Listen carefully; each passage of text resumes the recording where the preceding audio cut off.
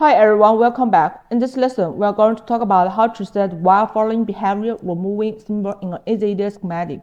When we are adjusting our schematic layout, moving component around is super common. Whether the whiles move along with the component or stay put and can really affect how efficiently we edit the diagram. With the right setting, whiles will automatically adjust to the symbol's new position, saving you a lot of manual checking later. It's really easy to set up.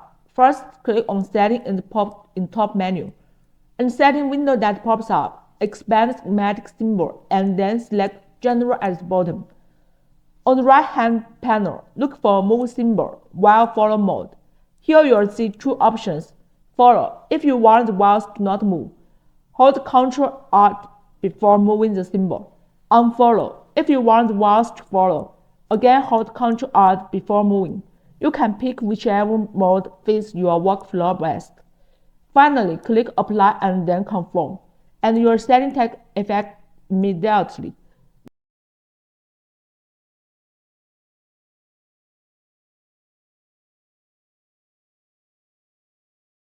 With this setup, you have much more control over how whiles behave when you move components, making your schematic layout adjustments smoother and way more efficient.